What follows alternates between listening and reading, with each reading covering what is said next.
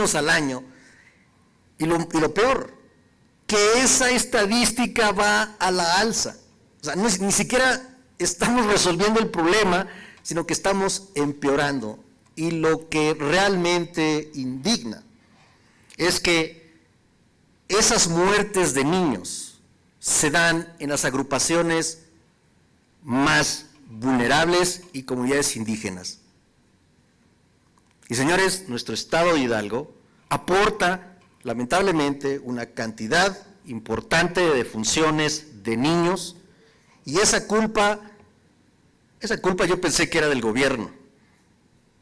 Ahora creo que la culpa podría ser de todos los especialistas en materia de agua, que no hemos tenido el talento o el valor para enfrentar al gobierno, para enfrentar al Ejecutivo Federal, al Congreso y a la Corte cuando sea necesario, para mostrar la verdad y la urgente necesidad de establecer agua para todos. No es posible que en un continente como este, solo 2 países tengan cobertura universal de agua. No es posible que nuestros niños estén muriendo por ingesta de agua no debidamente potabilizada. Ya ni entro al tema de las aguas negras que se van a Hidalgo.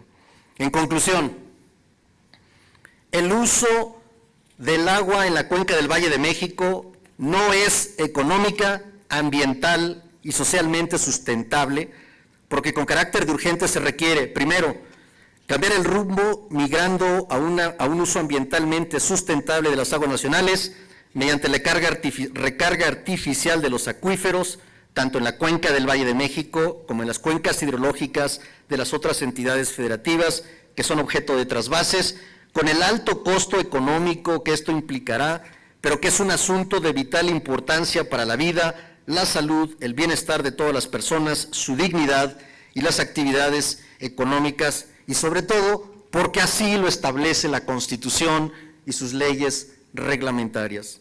Asimismo, se requiere que la Federación contribuya con fondos federales para la recarga de acuíferos y servicios municipales en materia de agua, cuyos fondos sería conveniente se condicionen a que las entidades federativas y municipios cuenten con un robusto sistema de transparencia y rendición de cuentas a criterio de la Secretaría de la Función Pública, para asegurar que esos recursos federales efectivamente se destinen a la infraestructura, recarga de acuíferos y demás componentes de los servicios municipales de agua. Tercero, respecto a la contaminación de los cuerpos de agua, el gobierno federal debe asumir la responsabilidad de su remediación sin menoscabo de la responsabilidad de quienes los hayan contaminado.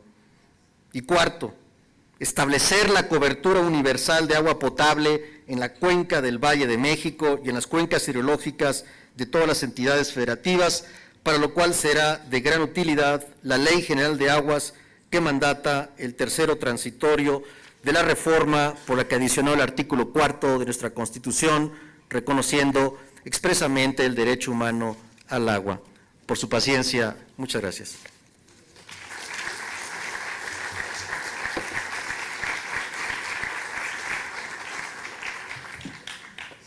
Muchísimas gracias, doctor Herrera, por su ponencia.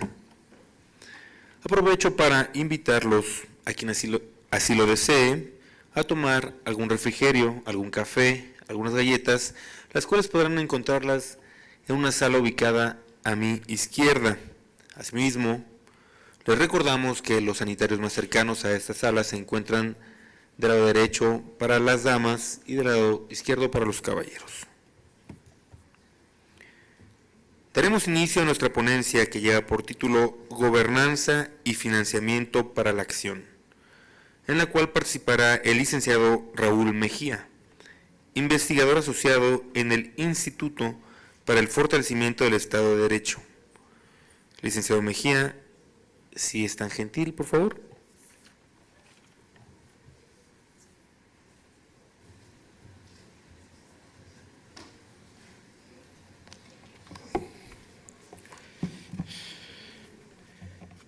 Muy buenas tardes a todos.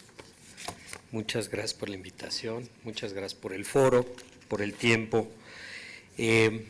Nosotros fuimos invitados por Gustavo Madrid con el financiamiento de UK Pact para buscar mecanismos alternativos a condiciones de gobernanza de agua, en particular en Hidalgo. Cuando se nos hizo la invitación, hicimos un primer diagnóstico de cómo estaban las condiciones constitucionales y legales en las condiciones de gobernanza de agua, que el doctor Herrera pues claramente ha dejado muy claras anteriormente. Yo me gustaría agregar un detalle que en efecto el tercero transitorio de la reforma al artículo 4 es de 2012, ¿no? Y ese tercero transitorio tenía 180 días, ¿no?, para la emisión de la Ley General de Agua. Entonces, estamos un poco en deuda con esa norma. Todos recordamos la norma intermedia, que era la Ley Korenfeld, que básicamente pues lo que hacía era generar una condición de privatización en muchos, o por lo menos eso era la acusación, y pues no tuvo frutos. No tuvo frutos. Yo nada más ahí cuestionando, el transitorio en efecto dice que hay que emitir una ley general. Lo que a mí siempre me ha parecido curioso es que no sé de dónde sale la competencia. La Ley Federal de Agua Reglamentaria, el 27, es una ley federal, y brincar de una ley federal a una ley general significa pues básicamente dejar de ser reglamentaria para empezar a tener incidencia en los órdenes locales, y ese brinco competencial es importante. Podría generarse una competencia directa de la fracción 29G del artículo 73 como parte de las leyes generales de equilibrio ecológico, pero de nuevo, entonces tenemos un problema de si es reglamentaria el 27 o si es una ley específicamente de equilibrio ecológico y protección al ambiente. Y el otro problema que hay ahí es, de nuevo, la cuestión del derecho no lleva a la competencia. Todos los derechos tienen como reflejo en el 73 condiciones competenciales. Pero bueno, como un problema interesante simplemente para discusión, que en el momento en el que el Congreso finalmente llegue a emitir la ley, pues tendrá las condiciones para generar la justificación, la exposición de motivos más la fundamentación de la ley específica, ¿no? Por un lado. Por otro, la regulación y las condiciones de división competencial para el establecimiento de las aguas nacionales, pues está claramente en el párrafo quinto del artículo 27, con al menos 3 categorías, ¿no? Que tenemos las aguas nacionales, con toda la enumeración del artículo 27, después tenemos las aguas de uso privado, y como exclusión tenemos, o como tercero excluso, tenemos la regulación estatal de agua, que son básicamente aguas superficiales que van o que ocupan más de un solo terreno, ¿no?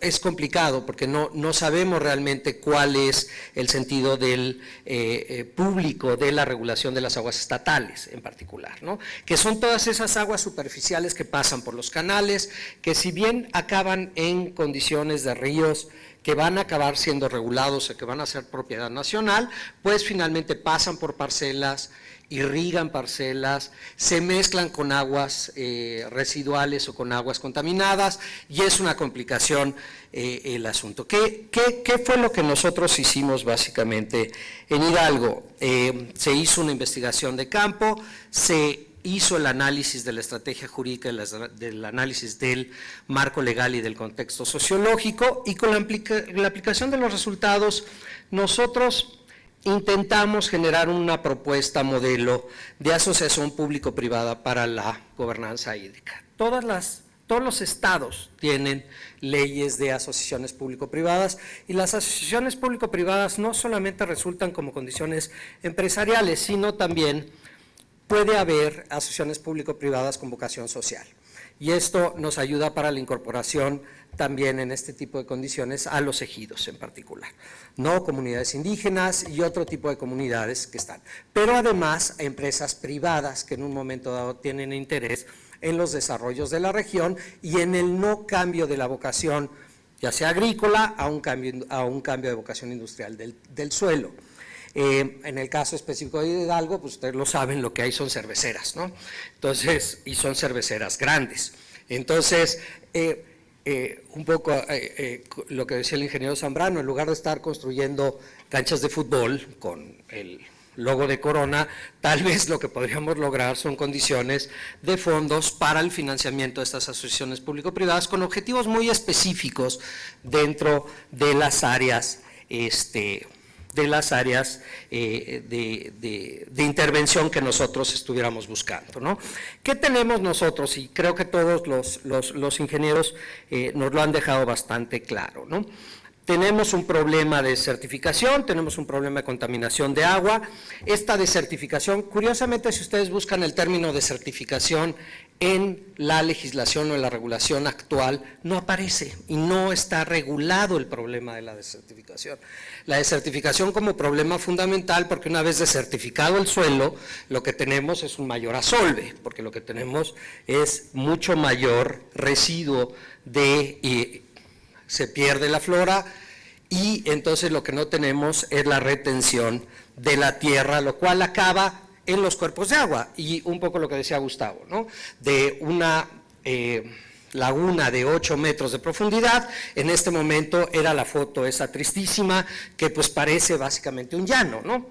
Ese es un problema. El otro problema que fuimos encontrando es que realmente hay un movimiento de los flujos de agua para justamente desecar los terrenos, en muchos de los casos, ¿no? ¿Por qué? Porque lo que se está buscando es tener terreno para repartir en lugar de tener el cuerpo de agua, ¿no? Lo que sucedió específicamente en todas estas lagunas. Hay una ausencia también de vinculación entre autoridades y ejidatarios en particular, pero no solamente esto, hay una falta de coordinación importante entre autoridades federales, estatales y municipales, y de estas con los ejidos, a su vez, o con las comunidades específicas que son los usuarios del agua, ¿no? Hay una carencia de recursos hídricos, hay una carencia de capacidades para el desarrollo de actividades específicas. En Hidalgo, como ejemplo, conocimos un señor que le faltaba un ojo porque les prestaron la máquina de desasolve, el cable se soltó y perdió un ojo. ¿Por qué? Porque básicamente no tienen las capacidades para el uso. ¿Quién debe desasolvar? Pues básicamente en cuerpos de aguas federales, la Conagua. Pero la Conagua no desasolva. Entonces, requerimos condiciones de capacidad para ciertas coordinaciones, apoyos logísticos y apoyos de capacidad para que puedan ser las comunidades mismas las que resuelvan sus propios problemas. Y finalmente, lo que habíamos visto, la desviación de flujos de agua o el movimiento o el cambio de flujos, en particular para lograr que no se vaya el agua directamente al río, ¿no? Y se contamine en el río después, en el río abajo, sino que esto pueda pasar por el acuífero para lograr, o para el cuerpo de agua, para que haya una reinfiltración del acuífero y posteriormente se pueda ir esta agua al río, ¿no? Siguiente, por favor. Problemas, soluciones, ¿no? Evidentemente son acciones muy específicas, ¿no?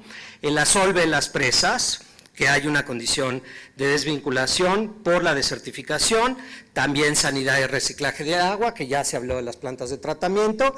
Entiendo que la gran cantidad de plantas de tratamiento, no es que no tengamos plantas de tratamiento, es que no están funcionando, ¿no? Y la mayoría de ellas no están funcionando porque el financiamiento de esas plantas de tratamiento tiene que ser municipal. Y una planta de tratamiento mediana que requiere 25 millones de pesos, no tiene el municipio la capacidad para echarla a andar. Entonces está la planta linda, bonita, puesta, pero no funciona. Entonces, justamente lo que no hace es tratar el agua. Y la desviación específica de los flujos de agua que hay que revertir. Y en muchos de los casos son reversiones en flujos casi de 100 metros, ¿no? Pero meter un trascabo para poder limpiar un canal y revertir un flujo de agua requiere una inversión por parte del municipio, requiere un apoyo logístico por parte del Estado y en muchos de los casos también por Conagua. No se dan los permisos. ¿Cómo lo hacen normalmente? O por lo menos en la experiencia, ¿cómo fue? Se hace el permiso y con el permiso recibido y sellado, con eso se hace la acción independiente, porque si alguien está esperando realmente el permiso, vamos a esperar 6 meses.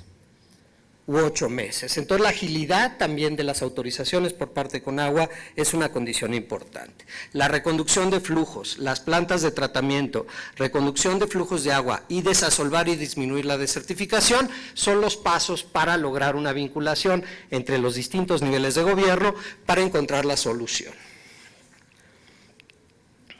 Volvemos.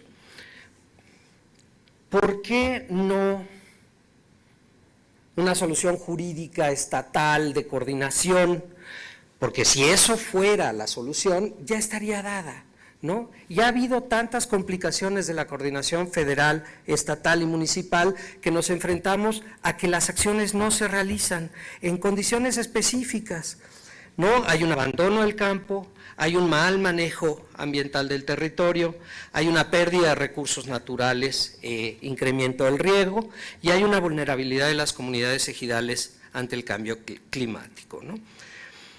Y los modelos comunitarios que se establecen o los modelos comunitarios que se buscan, si bien son modelos útiles, no son modelos suficientes para revertir este problema y para realmente lograr la vinculación de los 3 niveles de gobierno y las comunidades y los privados específicamente en estas condiciones. ¿Qué necesitamos? Destinar recursos públicos y privados a las comunidades ejidales y no solo a las ejidales, sino a las indígenas y a cualquier otro tipo de comunidad. Creación de modelos capaces de mantenerse financieramente y que sean sustentables, apoyo claramente a las comunidades ejidales en condiciones de capacidad logística y técnica y coordinar acciones todas en favor del medio ambiente. El doctor Herrera lo decía claramente, como la coordinación para lograr la explotación sustentable de los recursos hídricos, ¿no? ¿Qué es lo que nosotros en un momento dado propusimos y cuáles son las condiciones? La creación de una asociación público-privada de gobernanza hídrica donde puedan participar todos estos actores. ¿En dónde estaría situada? A nivel estatal. Las leyes de asociación público-privada son de nivel estatal. Todos los estados tienen asociaciones, tienen sus leyes de asociación público-privada y todos los estados tienen algún tipo de asociación con vocación social.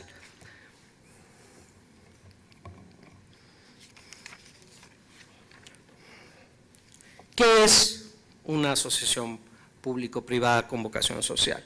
Es un contrato de largo plazo entre sectores público y privado para la prestación de servicios y desarrollo de proyectos de inversión productiva e investigación aplicada. Entonces, son soluciones muy específicas para lugares muy particulares y cada una tiene o tendrá fisionomías dependiendo de cuál sea la solución que queramos implementar. Pero además, este modelo puede ser replicable. Es posible replicar el modelo en todas las entidades federativas, pues los 32 estados cuentan con una ley en la materia.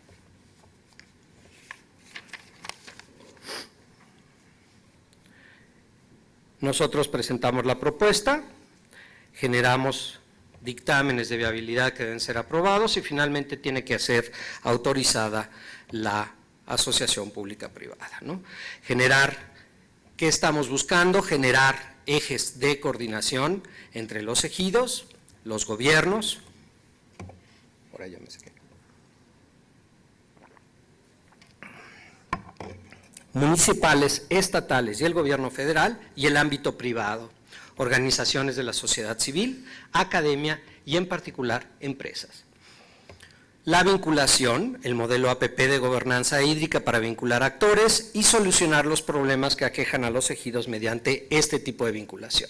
Entonces, ¿qué es lo que estamos buscando? Además de una condición del uso sustentable de los recursos hídricos, terminar con la vinculación de los distintos actores para lograr una vinculación que tenga un objetivo claro y específico. Selección, instrumentación y operación de la APP y de actividades muy particulares, que era lo que decíamos, no logramos, ustedes vieron lo que es el filtro que estaba presentando Gustavo, son actividades muy específicas en lugares muy particulares que no se han logrado generalizar y que todas estas intervenciones, o en el caso de Xochimilco, que pudieran ser replicables en otros lados, ¿no?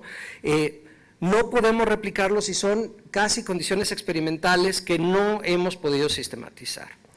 Creemos nosotros que el modelo de asociación público-privada puede ser un modelo viable para este tipo de condiciones. No lo echamos a andar todavía en Hidalgo porque se nos acabó el financiamiento de UKPAC. No, pero tenemos los elementos, tenemos las condiciones y tenemos el análisis jurídico y del modelo social específico para su implementación.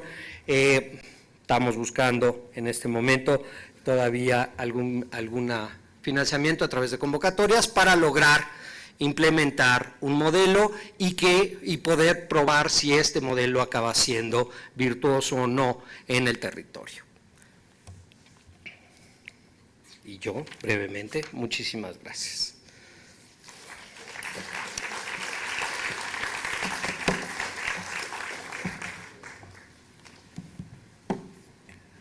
Muchísimas gracias. Te agradecemos mucho por su ponencia de este día. Estamos entrando en nuestra recta final de este día y siguiendo el orden del día de este evento escucharemos la ponencia Financiamiento de soluciones basadas en ecosistemas a cargo del maestro Hugo Contreras, director de Seguridad Hídrica en The Nature Conservancy México. Maestro Contreras, queda usted en el uso de la palabra, por favor. Muy buenas tardes a todos, muchas gracias y muy honrado de estar en este recinto. Déjenme empezar por dos historias, porque siempre pensamos que lo que nos sucede es muy particular a México y no sucede en ningún otro lugar del mundo. Pero, y es cierto, tiene las particularidades del caso, pero es cierto que hay algunos elementos que podemos extraer de estos ejemplos que suceden en otros lugares del mundo. Ustedes recordarán el año 2014, la ciudad de Sao Paulo, la metrópoli más grande de América Latina, estuvo a punto de quedarse sin agua y estuvo, digamos, la mitad de su agua viene de un sistema y ese sistema estuvo seco, prácticamente seco. ¿Cuáles fueron las razones por las que se secó ese sistema? Muchas, pero una razón importante es que Cuenca arriba había habido históricamente una degradación importante de la cuenca.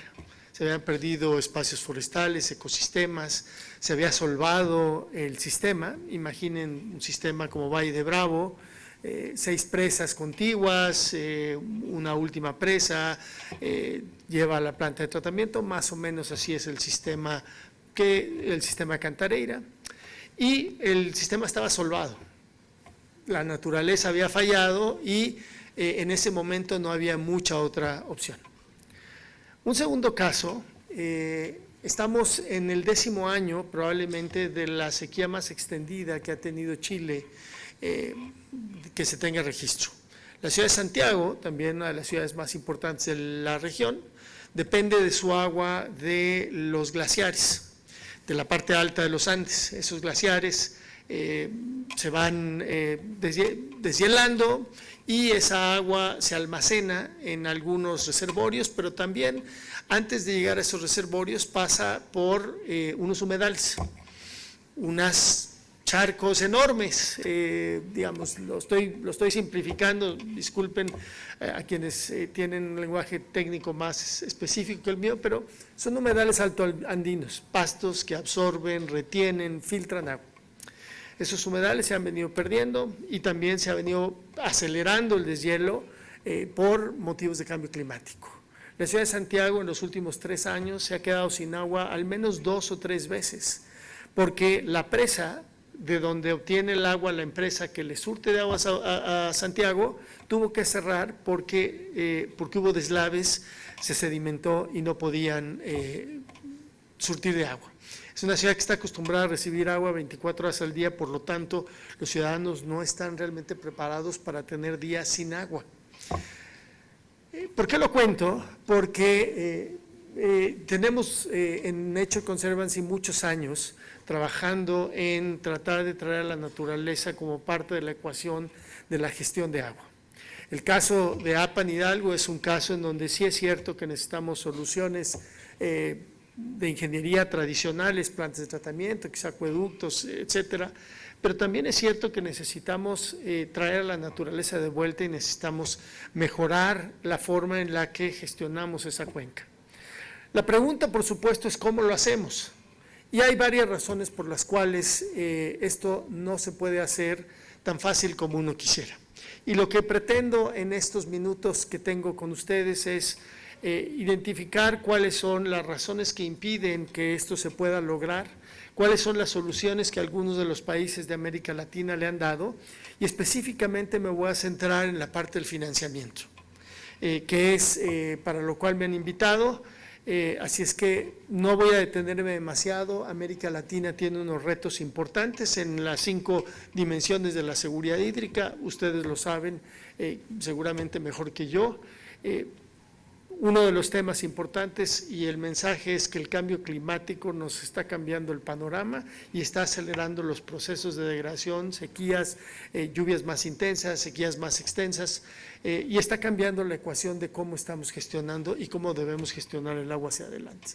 Y aquí otra vez, y voy a ser insistente en este punto, la naturaleza juega un papel muy importante en cómo podemos gestionar los recursos hídricos. La que sigue, por favor.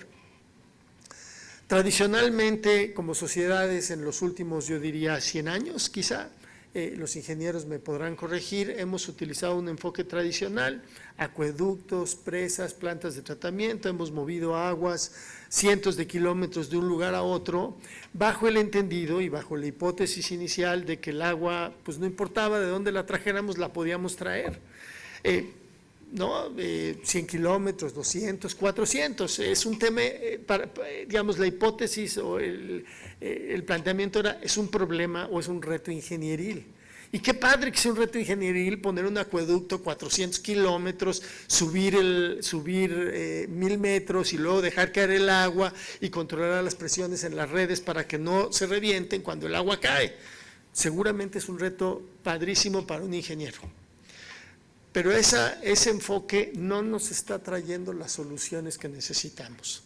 Pensar que podemos ir 100 kilómetros más allá o 200 kilómetros más allá por agua, parece que está llegando a su límite, al menos en la mayor parte de México y de muchos otros países de la región, no se diga del mundo.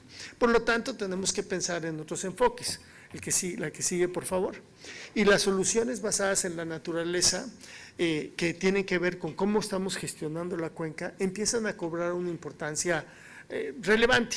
Yo no voy a decir, tampoco estoy asumiendo que de la noche a la mañana vamos a dejar de tener presas, acueductos y vamos a empezar a tener mejores prácticas agrícolas exclusivamente, o vamos a tener zonas de reserva, o vamos a tener… No, lo que estoy sugiriendo es que las dos soluciones tienen que combinarse.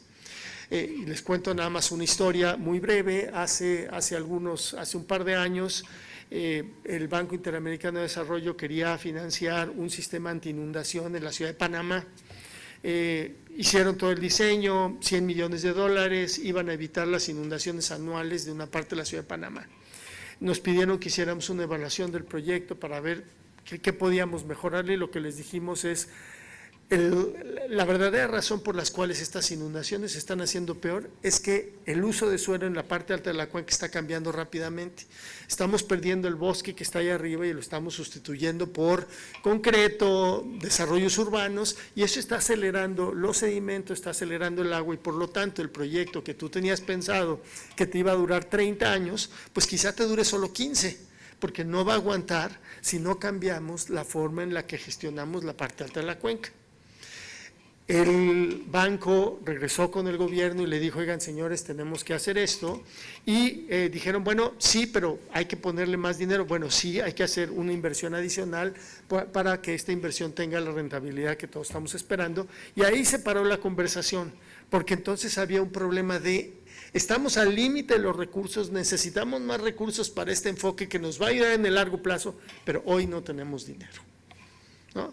O sea, no es un tema, ojo, Cuando estamos hablando de soluciones basadas en la naturaleza, en algunos casos sí nos van a reducir los costos y seguramente lo van a hacer en el largo plazo, pero también es cierto que tenemos que pensar en los proyectos de inversión en la magnitud que deben de ser. La que sigue, por favor. Algunas de las prácticas, y cuando comento estas prácticas, muchas veces me dicen, es que son muy simples, mejores prácticas agrícolas, en lugar de arar, dejar el rastrojo ahí y esperar a que se humedezca, eso es bien sencillo. Sí, oye, reforestar, muy sencillo, no son cosas sofisticadas, hasta yo las puedo hacer difícilmente, pero las podría hacer si me lo propusiera. El tema es hacerlas a la escala que es necesario. Hoy en día utilizamos el 70% del agua de este país en agricultura. Si perdemos esa batalla, vamos a perder una guerra importante, porque no vamos a tener agua para la agricultura y tampoco vamos a tener agua para las ciudades. Somos relativamente ineficientes en el uso del agua para la agricultura. Ustedes dirán, bueno, ¿qué tiene que ver esto con el Valle de México? Tiene mucho que ver. Y tiene mucho que ver porque cada vez más las ciudades, las industrias, la agricultura y digamos, toda nuestra sociedad está compitiendo por un agua que es escasa. Todos le estamos metiendo la mano al mismo bote para ver quién saca agua. Y no nos estamos haciendo quizá la pregunta de quién debe tomar agua desde el punto de vista del país, dónde lo tenemos que hacer, y yo no pretendo responder a esa pregunta, a mí no me toca. Pero lo que sí es cierto es que solo tenemos una cantidad de agua limitada y todos estamos tratando de extraer de esa agua. Por lo tanto, estas soluciones que uno podría decir, oye, es que vamos a cambiar los estacionamientos de la Ciudad de México para que sean fuentes de pozos de absorción, sí, va, hagámoslo en 2, bueno, 2 está bien, pero necesitamos más. Tenemos 80,000 hectáreas de suelo de conservación en la Ciudad de México y tendríamos que conservar esas 80,000 hectáreas, o casi todas, si realmente queremos mantener el 50% del agua de esta ciudad que llueve en la zona alta de la Jusco y que recarga los acuíferos de esta ciudad. Entonces, cuidarlas no es poca cosa, cuidar 80,000 hectáreas con las presiones que tiene no es poca cosa. En el caso de Apan, seguramente tampoco es poca cosa extender las prácticas agrícolas a centenas o miles de hectáreas en esa zona. ¿Parecen simples? Sí, el reto no es hacer una, el reto es hacerlo a la escala que necesitamos. La que sigue, por favor. Y hay algunas razones por las cuales esto no se puede llevar a escala. La primera de ellas es que cuando proponemos una solución basada en la naturaleza, lo primero que nos dicen es que la planta de tratamiento cuesta 100 pesos y tratar el agua cuesta 20 pesos, por ahí decían 25 millones la planta de tratamiento, y es una ecuación cierta. Yo ya sé cuánto cuesta la planta, sé cuánto cuesta tratar y sé cuánto va a responder el agua. Si a mí me preguntan, oye, ¿y qué tipo de inversión en basada en la naturaleza tendrías que hacer? Bueno, probablemente me cueste 12 millones o la mitad, y el costo de operación va a ser tanto, pero tengo que ir ajustando, pero créeme, el número es cierto. Y entonces aquí llevamos 100 años haciendo ingeniería de diseño, llevamos poco menos años, bastante menos años, tratando de hacer estos cálculos de retorno de inversión para las soluciones basadas en la naturaleza. Pero les tengo buenas noticias y ahorita se las digo. La segunda es que implementar estas prácticas requiere capacidades diferentes a las que tenemos y requiere un marco institucional diferente. ¿Qué capacidades? Imagínense ustedes que de la noche a la mañana el Sistema de Agua de la Ciudad de México decide lanzar una línea de trabajo de protección de zonas, digamos, esenciales para la recarga hídrica de la Ciudad de México. ¿De acuerdo? ¿Y cómo le va a hacer? Bueno, pues hay que trabajar en parques, hay que trabajar en paisaje urbano, arquitectura, etcétera. Está bien. ¿Quién del equipo del Sistema de Aguas de la Ciudad de México tiene esas capacidades? No están diseñados para eso, tampoco deberían serlo, pero no es tan simple la transición, no es tan simple pasar de decir al sistema de agua de Tulancingo, oye, pues sabes que mañana vas a empezar a hacer recarga de acuíferos o a través de humedales. Ajá, yo sé hacer tubos, yo sé hacer cálculos, pero otra cosa, no sé hacer humedales. No hay que minimizar, ese es un reto importante. Hay barreras regulatorias e institucionales. Una de las inversiones más rentables que puede hacer la Ciudad de México, estoy hablando de la Ciudad de México, es invertir en las zonas de recarga o en el cuidado, en las prácticas agrícolas en la zona de Valle de Bravo y Estado de México. ¿Lo puede hacer legalmente? ¿Puede poner recursos de la Ciudad de México? Hay alguna manera, el fideicomiso en 1928 lo podría hacer, pero no hay muchas. Y imagínense que el jefe de gobierno, la jefa de gobierno, el alcalde, el gobernador dice: yo le voy a poner dinero a mi estado vecino. Políticamente es casi un suicidio, pero quizá esos son los elementos institucionales y regulatorios en los que tenemos que pensar hacia adelante. ¿Cómo lo hicimos atrás? Resolvió muchos problemas. ¿Cómo lo vamos a hacer hacia adelante? Tenemos que pensar diferente. Y en la escala y el tiempo de maduración. Empezar a sembrar árboles, tenemos que esperar, ¿no? O sea, ¿cuánto tarda un árbol en llegar a un momento en el que va a dejar de absorber agua y entonces va a producir, va a captar más agua? No lo sé, 10, 12, 15 años. Toman tiempo para madurar estas inversiones. Hay algunos casos muy específicos, les pongo uno en la ciudad de El Cabo, en Sudáfrica, que también estuvo a punto de quedarse sin agua. Uno de los problemas más importantes que identificaron fue la presencia de especies invasivas, eucaliptos y otros árboles. Retirarlos le daba a la ciudad 20% más de agua disponible. Ese es un caso extraordinario, porque no hay tantos como ese, y hoy la ciudad del Cabo en Sudáfrica está invirtiendo en quitar todas esas especies invasivas con algo similar a lo que están proponiendo en NAPAN con una asociación público-privada. La que sigue, por favor. Hay algunos casos en donde, y crecientemente hay casos demostrados económicamente, que las soluciones basadas en la naturaleza generan beneficios, generan rentabilidades sociales similares o mejores a las rentabilidades que generan los proyectos de infraestructura tradicional. No siempre es lo mismo, hay que analizar el contexto, hay que analizar el proyecto, hay que analizar la solución, pero hay casos. Por ejemplo, en la ciudad de Quito, Ecuador, hicieron un estudio en donde conservaron una cuenca y por cada dólar invertido por la empresa de agua de Quito en esa protección de la cuenca le reportó $2.50 de beneficio. En el caso de Sao Paulo, invertir en proteger los bosques que protegen y que evitan que la erosión llegue al sistema Cantareira del que yo les hablaba, les genera una rentabilidad de 36%, que es similar a la rentabilidad que pueden generar con otro tipo de proyectos de infraestructura hidráulica. Así es que, digamos, ya hay crecientes casos, y el caso más paradigmático fue, y donde empezó todo esto, fue el caso de Nueva York. Hoy Nueva York es una de las pocas ciudades que tiene en Estados Unidos el permiso de tomar agua directamente de sus fuentes. Es como si nosotros tomáramos agua directamente de Valle de Bravo y no tuviera que pasar por los berros. Más o menos ese es el caso. Nueva York se enfrentó hace 15 o 20 años ante la decisión de invertir miles de millones de dólares en sistemas de tratamiento para poder filtrar esa agua o proteger toda esa zona de donde venía su agua. Tomó una decisión arriesgada, valiente, protegió esa zona, se ahorró miles de millones y hoy sigue siendo una de las pocas ciudades en Estados Unidos que tiene el permiso de tomar agua por la calidad de su fuente. La que sigue, por favor. Una manera en la que, al menos desde nosotros en The Nature Conservancy y en una alianza que tenemos con el Banco Interamericano de Desarrollo y la Fundación FEMSA, para tratar de promover el uso de soluciones basadas en la naturaleza, es lo que hemos denominado los fondos de agua, que son básicamente mecanismos de asociación público-privada que toman los contextos legales locales. Hoy hay 26 de estas plataformas en toda América Latina. Nos vamos a la que sigue, por favor. Bueno, con esto voy a cerrar, y 3 casos importantes. ¿Cómo podemos financiar estas plataformas? Yo soy quizá un economista demasiado ortodoxo y pienso que debemos financiar a partir de los costos del agua. Si todos como usuarios tenemos una responsabilidad para financiar de dónde viene nuestra agua.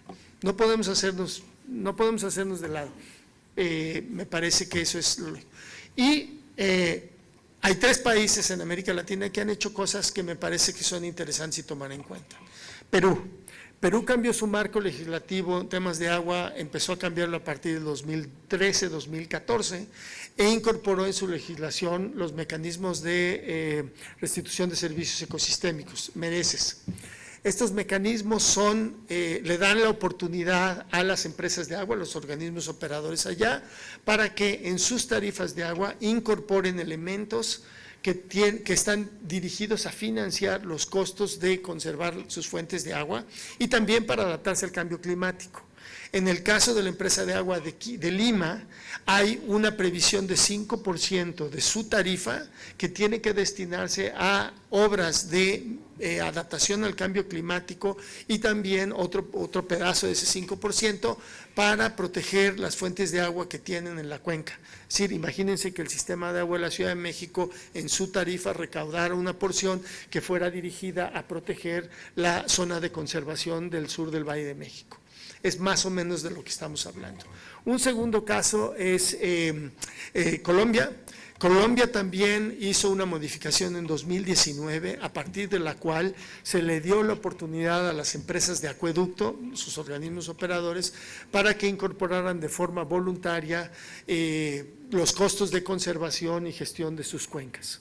Las empresas de agua lo están haciendo y están tratando de hacer el caso. Otra vez, las empresas de agua lo que hacen es estiman cuál es el portafolio de inversiones que deberían tener, qué beneficios les debería traer, le presentan ese caso a su regulador, que es el que les autoriza la tarifa, y este regulador le dice sí puedes cobrar esa tarifa, y los usuarios domésticos, industriales, comerciales, son los que están cubriendo con una parte de esos costos.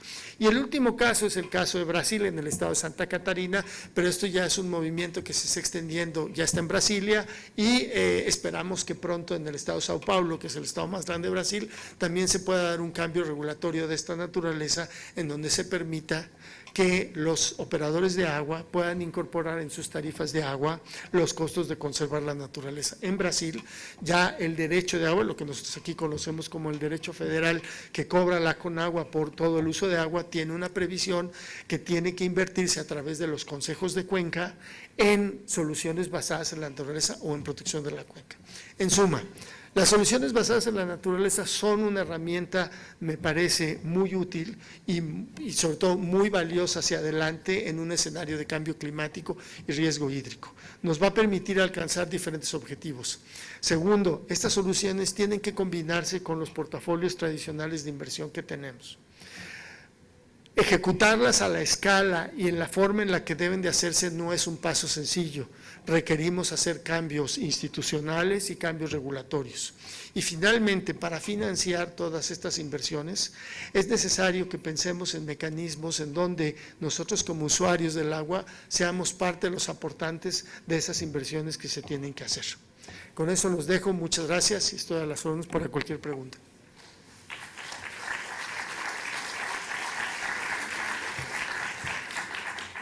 Muchísimas gracias, maestro Hugo Contreras.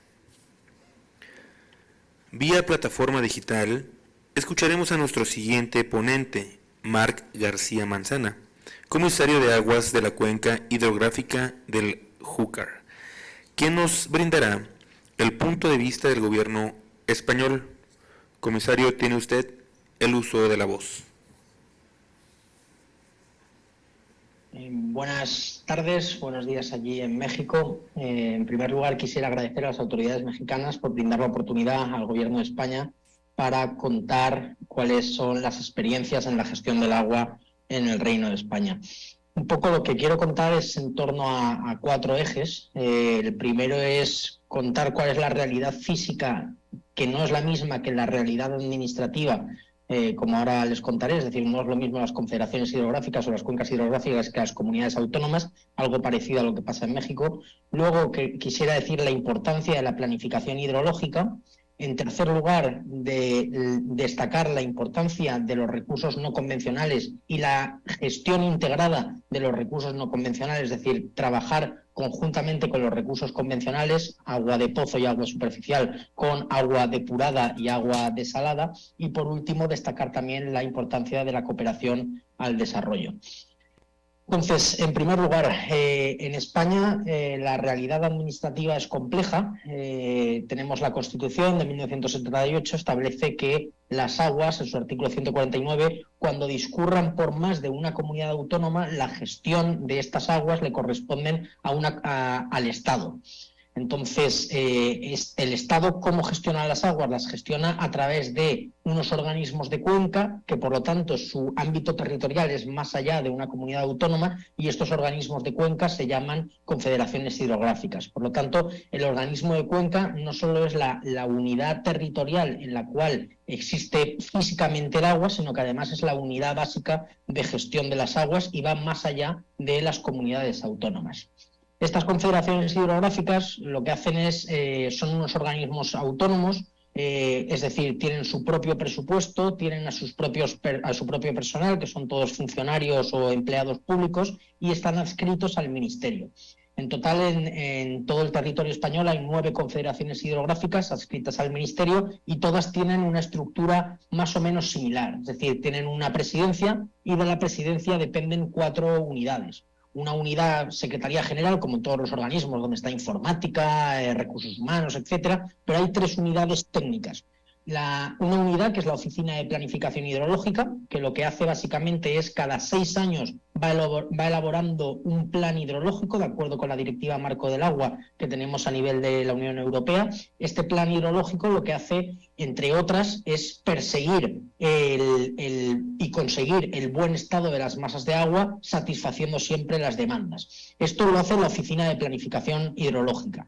Luego tenemos otra unidad, no me detengo mucho más, básicamente ese es el objeto principal de la Oficina de Planificación. Posteriormente tenemos la dirección técnica. La dirección técnica lo que hace es las grandes obras, es decir, alguna depuradora declarada de interés general y sobre todo alguna presa, aunque presas es verdad que ya se hacen pocas, pero sobre todo lo que hace es gestionar las grandes obras del Estado. Es decir, grandes obras ya no se hacen, pero sí que tenemos un gran patrimonio hidráulico, grandes presas, somos uno de los países del mundo con más grandes presas, y entonces estas grandes presas lo que se hacen es gestionarlas desde la dirección técnica. Gestionarlas, ¿qué quiere decir? Por una parte, la gestión de lo que son las avenidas. Para eso además tenemos sensorizados los tramos más importantes de ríos para ver cómo van a venir estas avenidas y poder laminar las avenidas con las presas. Número 1 de los objetivos de la dirección técnica, y número 2, sobre todo, ir soltando agua a medida que se va produciendo las demandas. Demandas que hay que caracterizar más o menos en España. El 80% de la demanda es para la agricultura y un 20% aproximadamente es para el abastecimiento. Esta sería la segunda unidad técnica. Y la tercera unidad técnica que existen en las confederaciones son las comisarías de aguas. En las comisarías de aguas, yo soy el comisario de aguas de la Confederación Hidrográfica del Júcar. Las comisarías de aguas lo que hacemos es básicamente otorgar todos los permisos. Por una parte, las aguas se consideran públicas, es un bien de dominio público hidráulico, por lo tanto, para utilizar el agua necesitas una concesión administrativa que se otorga por 25 años, donde hay que justificar de dónde va a venir el agua, para qué la vas a utilizar, y entonces, en función de unas dotaciones que tenemos para cada tipo de cultivo, se otorga un volumen máximo anual que se puede utilizar. Cuando es de agricultura, cuando es para abastecimiento, pues tenemos en cuenta el tamaño de la población para corresponden a esta población, y con esto lo que otorgamos son unas concesiones para el uso, normalmente durante 25 años, para usar el agua. Otro de los problemas que existe no solo es el consumo de agua, sino que es la invasión que se ha ido haciendo a lo largo del tiempo de nuestros cauces. Por lo tanto, desde que se aprobó la ley de aguas vigente, toda obra que se va a hacer a 100 metros a cada lado del dominio público hidráulico necesita también una autorización, de tal forma que lo que estudiamos en la comisaría es que no se produzca ningún tipo de afección al régimen de corrientes, y en cuyo caso sí que podemos autorizar esta obra. Si sí que hubiera algún tipo de afección, lo que hacemos es otorgar los condicionantes para que la afección sea lo menor posible, ¿no? Esto es para la utilización del agua y la utilización del dominio público, pero del mismo modo, una vez utilizamos el agua, luego se tiene que depurar y se vuelve a retornar al dominio público. Por lo tanto, también en las comisarías de agua lo que hacemos es otorgar esas autorizaciones de vertido y, sobre todo, poner los valores límites de emisión que se tienen que cumplir en cada una de estos vertidos que se producen de las depuradoras. Es decir, en las comisarías de aguas básicamente lo que se hace es otorgar papel, o bien para utilizar el agua, o bien para devolver el agua, o bien para hacer algún tipo de obra cerca del dominio público hidráulico. Todas estas autorizaciones tienen unos condicionados, y estos condicionados hay una policía exclusiva de agua, son lo que denominamos la policía de agua, que también depende de la comisaría de aguas, que lo que hace es verificar sobre el terreno si se están cumpliendo o no esas condiciones. En el caso de que no se cumplan esas condiciones, tramitamos expedientes sancionadores también en las comisarías de aguas. Es decir, tenemos una policía especializada en la gestión del agua y luego tramitamos los expedientes sancionadores siempre en vía administrativa en las confederaciones hidrográficas. Es verdad que si entendemos que pudiera haber algún tipo de delito medioambiental, lo que hacemos es un traslado a la Fiscalía de Medio Ambiente. Y por último, también hacemos algunas pequeñas obras, dentro de la comisaría hacemos algunas pequeñas obras de restauración ambiental. Es decir, últimamente la tendencia es la resiliencia a las condiciones climatológicas, medioambientales que tenemos en nuestro entorno. Es decir, no tanto utilizar las grandes obras tradicionales basadas en el hormigón, sino que ir un poco más a soluciones basadas en la naturaleza. Básicamente lo que estamos intentando es recuperar llanuras inundables que en su día fueron desecadas, que son más o menos sería la mejor solución que podemos encontrar hoy en día frente a las inundaciones, es decir, recuperar espacios fluviales. ¿Cómo? Pues a veces lo que hay que hacer es, mediante expropiaciones de terreno, desplazar algunos muros o simplemente terrenos abandonados, llegar a acuerdos con los ayuntamientos, que son los ayuntamientos los que ponen los terrenos, un poco de sacrificio. Es decir, no son sacrificio porque lo que hacemos es crear algún parque que sea inundable de tal forma que podemos llevar el agua ahí y retener el agua frente a las avenidas. En cualquier caso, ya sea por inundaciones, ya sea por sequías o ya sea en tiempos normales, es crucial, es fundamental tener una planificación hidrológica. Esta planificación hidrológica en España lo que hace es perseguir fundamentalmente dos objetivos. Esto es una gran diferencia en cuanto a las planificaciones hidrológicas, por ejemplo, de otros países europeos, porque en la mayoría de los países de Europa la planificación hidrológica únicamente se fija en alcanzar el buen estado de las masas de agua que establece la Directiva Marco del Agua. En cambio, en España la planificación tiene un doble objetivo. Tiene, obviamente, el objetivo medioambiental, ese objetivo medioambiental para alcanzar, por lo tanto, ese buen estado de las masas de agua, pero también, igual de importante, garantizar la satisfacción de las demandas. Es decir, el reto importante de la planificación es que por una parte tiene un carácter muy medioambiental, es decir, ese buen estado de las masas de agua que en teoría había que alcanzar en el año 2015, se permitía una prórroga hasta el año 2021 y se permitía una segunda y última prórroga hasta el año 2027, es decir, en el año 2027 todas las masas de agua tienen que estar en buen estado, objetivo número 1, pero objetivo número 2, también garantizar la satisfacción de las demandas. Y esto tiene una especial importancia en un país como es España, donde se sufre un gran estrés hídrico. Es decir, especialmente en la zona mediterránea, pero podríamos generalizarlo en toda España, existe un gran estrés hídrico. Es decir, hay mayor demanda que recurso disponible existe. Por lo tanto, cobra una importancia cada vez mayor la integración de los recursos no convencionales en la gestión ordinaria de los recursos. Es decir, tradicionalmente se ha estado trabajando con unas reservas que se tenían en las presas, más o menos la capacidad de embalse de España es de 56.000 hectómetros cúbicos al año, ya he dicho que tenemos muchas presas, pero no es suficiente. Además, no nos tenemos que olvidar ese objetivo medioambiental, es decir, se han puesto en marcha una serie de caudales ecológicos, hay que garantizar unos caudales mínimos que circulen por nuestros ríos para alcanzar el buen estado, por lo tanto no es suficiente con las masas de agua, con las aguas superficiales. Por lo tanto, se pusieron en marcha en la década de los 80 también las aguas subterráneas. Esto compaginaba muy bien con las aguas superficiales hasta que llegamos a un problema de sobreexplotación que estamos teniendo a día de hoy de algunos acuíferos que hemos declarado sobreexplotados. Por lo tanto, ya la tercera generación de agua es la que ponemos encima de la mesa hoy en día, que son los recursos no convencionales. Los recursos no convencionales, que cada día empiezan a ser más convencionales. Los recursos no convencionales básicamente son de dos tipos. Los recursos no convencionales que provienen de las depuradoras, fundamentalmente se utilizan o se reutilizan para la agricultura, es decir, se les otorga un tratamiento adicional. Podríamos verter al dominio público hidráulico, pero con un tratamiento adicional obtenemos una calidad óptima para poder ser utilizada en agricultura. En función del tipo de desinfección que se utiliza, podría ser incluso para el riego de hortaliza o si tiene un poco menos de calidad, pues para el riego de especies arbóreas. Reutilización, el primer recurso no convencional, y la desalación. La desalación, obviamente, sobre todo en zonas costeras, donde fundamentalmente se está utilizando por una cuestión del precio, que ahora entraré en el precio, se está utilizando para el abastecimiento. No obstante, también tenemos zonas como la Confederación Hidrográfica del Segura, donde se está planteando como una alternativa totalmente viable para también la agricultura mediante mezcla con aguas de otras procedencias. Y precisamente este es otro de los retos que tenemos ahora mismo encima de la mesa. Es decir, estamos viviendo un contexto de cambio climático, ya estamos aquí con un cambio climático existente y palpable. ¿Esto en qué se traduce? En una variación y en una modificación de los patrones, por una parte de precipitación y por otra parte en un aumento paulatino de la temperatura media.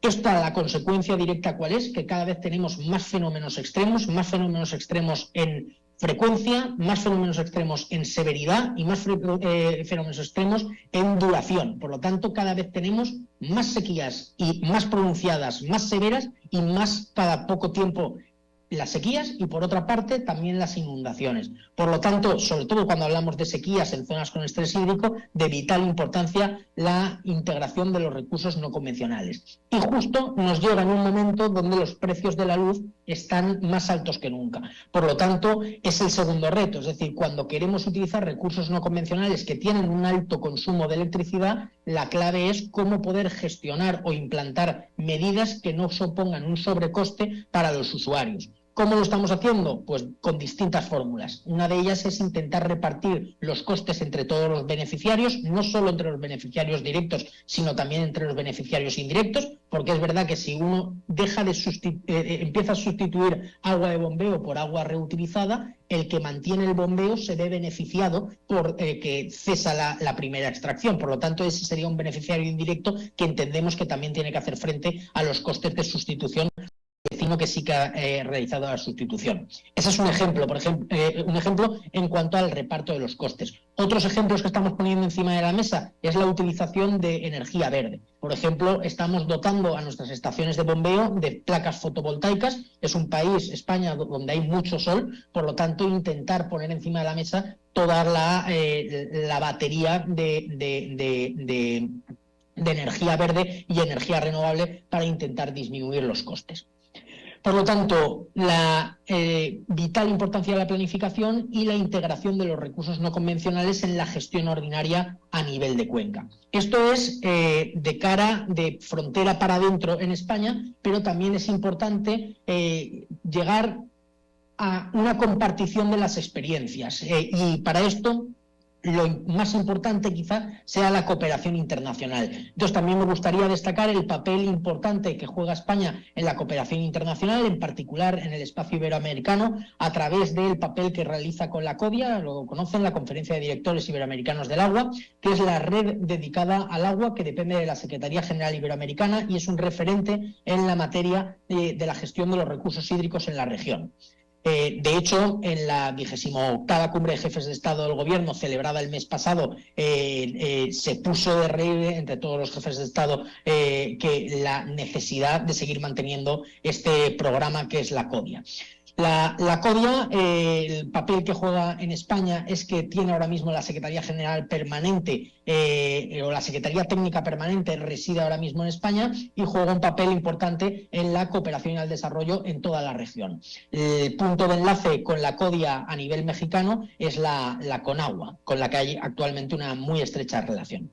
Por lo tanto, importante la realidad física con la administrativa es la que tenemos, pero importante la planificación, tanto para gestión ordinaria como gestión de inundaciones y la gestión de sequías, la integración de los recursos no convencionales, sobre todo en un contexto de cambio climático, y muy importante la cooperación al desarrollo, el intercambio de información, los programas formativos y, por supuesto, la inversión en infraestructuras y cooperación al desarrollo. Pues muchas gracias.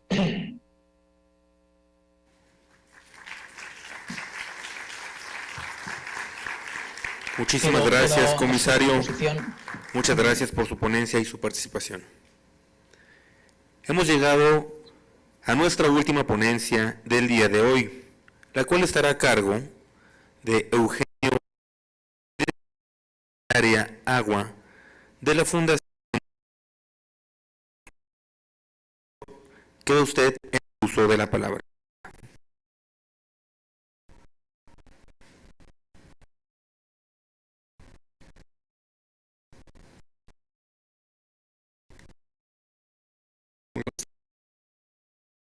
Muchas gracias por la invitación.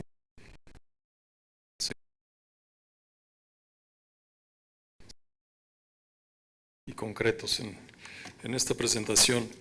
La presentación que preparé para hoy es pues para platicarles de lo que es la Fundación Gonzalo Río Arronte, del trabajo que hemos hecho en los últimos años y de lo que queremos hacer o hacia dónde queremos dirigirnos en los próximos años con, pues en general con con la sociedad. Si ponemos la...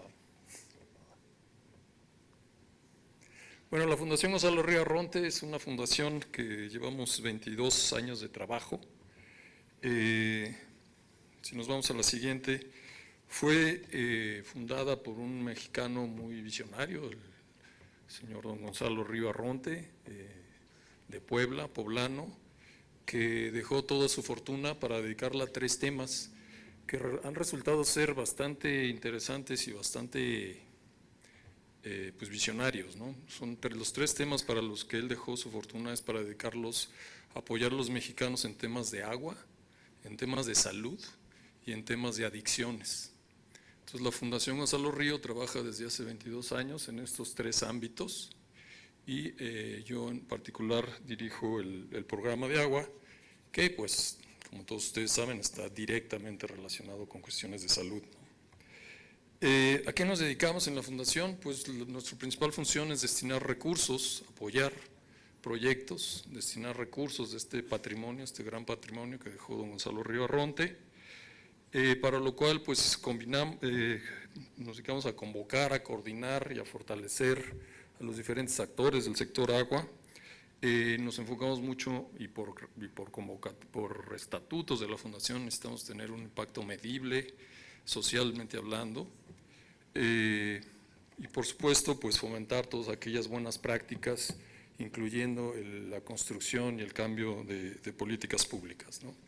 En la Fundación, en el área de agua, pues reconocemos que pues, la gestión del agua es compleja, es multisectorial y por lo tanto no podríamos tener un programa que se dedicara a financiar específicamente algo, ¿no? Porque realmente todo está conectado, no solo ambientalmente, sino en términos de infraestructura y por supuesto socialmente. Entonces nuestro plan de trabajo, nuestro programa de trabajo se enfoca a los diferentes ámbitos de la gestión integral del recurso hídrico, ¿no? La que sigue. Nosotros tenemos un plan estratégico en la Fundación, el que es nuestro plan rector en términos de la canalización de apoyos y lo enfocamos en 4 temas prioritarios. El primero tiene que ver con la dotación de agua limpia y saneamiento a comunidades marginadas, que está totalmente relacionado con el cumplimiento del derecho humano al agua y el saneamiento. El segundo tema estratégico, es la mejora de la gestión del agua, y aquí específicamente nos enfocamos a mejorar a todos aquellos proyectos que se enfocan en mejorar la demanda, en hacer eficiente el uso del agua, ¿no? Cualquier tema, cualquier proyecto de agua, si no se enfoca a la gestión de la demanda, asegurar que lo utilizamos mejor el agua cada vez, independientemente del usuario que seamos, no es un proyecto que esté atacando las causas, sino simplemente está pateando el bote, como dicen, ¿no? O sea, los proyectos que solamente se enfocan a incrementar oferta y oferta y oferta, como bien lo presentaba Hugo, ya están llegando ya a su fin, porque pues ya no hay más agua ya no hay más lugares de donde traer agua en muchos casos, ¿no? El tercer tema prioritario es el manejo integrado de cuencas y acuíferos, y aquí nos enfocamos a la conservación de nuestras fuentes de agua, ¿no? A la conservación de esas cuencas, de nuestras fuentes, a la conservación de acuíferos, hablando del Valle de México, el gran tema que desde hace, no es por hacerme el viejo, pero desde que yo empecé mi carrera hace muchos años, hablamos del colapso del acuífero del Valle de México. Bueno, el acuífero sigue colapsando y no hemos hecho gran cosa, ¿no? Entonces, esta área se enfoca a eso, cómo conservamos nuestras cuencas y nuestros acuíferos, cómo las utilizamos de mejor manera en términos de infraestructura, soluciones basadas en la naturaleza, como se ha mencionado, y finalmente cómo pueden ser esos grandes sistemas amortiguadores de las amenazas de cambio climático que tenemos hacia adelante, ¿no? Tenemos un cuarto tema prioritario, que es el tema de la calidad del agua. La calidad del agua es un tema también que lo tomamos nosotros de manera transversal. Desde hace unos años dijimos, bueno, hay que enfocarnos en ver cómo le entramos al tema de la calidad del agua. También ha sido un tema que se ha venido posponiendo por años con políticas erráticas y que el destino nos alcanzó, ¿no? Nos alcanzó. Tenemos muchísimos acuíferos en el país con problemas graves de arsénico, de flúor, y tenemos cuencas contaminadas donde las aguas residuales están contaminando nuestras fuentes de agua potable, donde nuestros sistemas de tratamiento son obsoletos, son poco eficientes, y entonces está siendo ya un problema de salud ambiental muy, muy grave, ¿no? Entonces, ese es el gran reto que tenemos en calidad del agua. Además, la que sigue, en términos de, no solo damos apoyo financiero, que pues, es lo principal, sino también nos enfocamos a ciertas actividades. Aquí vienen listadas algunas. Me enfocaré en las últimas dos. Como parte de las organizaciones que trabajan con nosotros, pues nos enfocamos mucho en capacitarlas, en crear capacidades, en fortalecerlas, tanto administrativa como técnicamente. Y hemos iniciado un proceso muy interesante después de estos 20 años de trabajo para gestionar el conocimiento que hemos generado. O sea, ¿qué hemos generado en estos 20 años? ¿Con cuánta gente hemos trabajado? ¿Qué hemos aprendido? ¿Y cómo podemos ser más eficientes en las soluciones que urgen ser implementadas en el país, ¿no? La que sigue, por favor. En estos 22 años, este es lo que se ha invertido. Hemos apoyado 368 proyectos, alrededor de 2,000 millones de pesos, que han movilizado 7,000 millones de pesos. O sea, es un monto ya muy, muy importante y muy interesante lo que se ha venido invirtiendo. ¿A quiénes han recibido estos apoyos? Pues el 75% de estos apoyos los ha recibido organizaciones de la sociedad civil. La gran mayoría de estos recursos van a la sociedad directamente, a estas organizaciones que están promoviendo proyectos desde lo local, desde organizaciones muy pequeñitas que se juntan y que empiezan a abordar el tema del agua, hasta organizaciones ya más grandes y consolidadas, pero todas parte de esta sociedad civil que ha jugado un rol importante.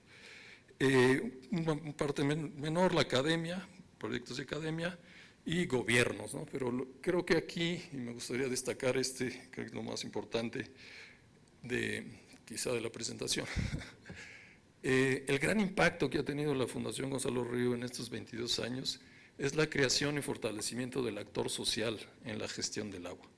Hace 20 años no existía un actor social, o era muy incipiente su participación, pero la canalización de estos recursos ha permitido que en todos los ámbitos de la gestión esté la presencia de la sociedad, y creo que eso es de grandísimo valor y de grandísimo impacto.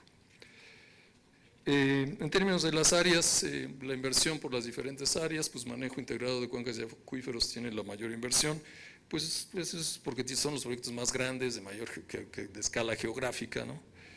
Pero bueno, en realidad se opta por las cuatro, ¿no? Apoyar a los cuatro términos. En términos de la distribución geográfica de estos apoyos, si nos vamos a la que sigue, esto es por estado, cómo se ha apoyado, en donde hemos tenido más proyectos a lo largo de la historia es Oaxaca y Chiapas. Son proyectos pequeños con organizaciones pequeñas, y ahí es donde ha estado el mayor número de proyectos, ¿no? En términos de monto, pues destaca Michoacán, porque durante muchos años invirtió de manera muy importante en el lago de Pátzcuaro, y eso generó inversiones importantes. Si nos vamos a la que sigue, y a la que sigue de una vez. Regionalmente, la zona en donde tenemos mayores inversiones, donde se ha apoyado más, es la zona del sur del país, Oaxaca, Chiapas, con pues una buena cantidad de proyectos. Si ustedes ven la zona amarillita, es la parte del Valle de México y sus alrededores, con 61 proyectos. Y pues en realidad lo que se muestra es que pues prácticamente hemos estado en todo el país, ¿no? Sobre todo en la parte sur, donde hay muchísimas más necesidades en términos de un abastecimiento seguro de agua, ¿no? Si nos vamos a la siguiente, por favor. Estas son las inversiones que hemos realizado en el Valle de México. Prácticamente la gran mayoría de estas son en la zona del sistema Cutzamala, en las cuencas del sistema Cutzamala. Esta es la inversión que se ha dado a lo largo de estos años. Tenemos 36 proyectos en la región que han generado inversiones por 500 millones de pesos. Aquí, ¿en qué hemos invertido? No voy a entrar en detalle, pero hay 3 grandes temas en los que hemos tenido o hemos enfocado los apoyos. Primero, la conservación de la zona de las cuencas de captación del sistema Cutzamala, ¿no? Ahí se ha hecho desde hace muchos años un trabajo muy intenso en toda la protección de la cobertura forestal, la conservación de los bosques, de las cuencas que alimentan al sistema Cutzamala, y en agua para comunidades marginadas, ¿no? Entonces, la visión de la Fundación es hay que conservar las zonas de captación en una de nuestras estrategias, y la otra, bueno, pues las poblaciones de la zona de Cutzamala pues necesitan asegurar su acceso al agua, ¿no? Siendo las principales proveedoras de agua al Valle de México, ¿no? El otro gran tema que tenemos, el que hemos apoyado, es el acuífero, ya se los venía mencionando, el acuífero del Valle de México. Actualmente estamos apoyando a un grupo de académicos y expertos en el desarrollo de una visión al 2050 del acuífero para que se construya a partir de este grupo, y la invitación y el diálogo y la discusión con otros actores, pues que se construya una visión del acuífero al 2050. ¿Qué va a ser de este acuífero al 2050? ¿No? Oímos cotidianamente todos los problemas de hundimiento que tienen un costo muy importante en la infraestructura de la ciudad, ¿sí? Sigue siendo la principal fuente de abastecimiento del Valle de México.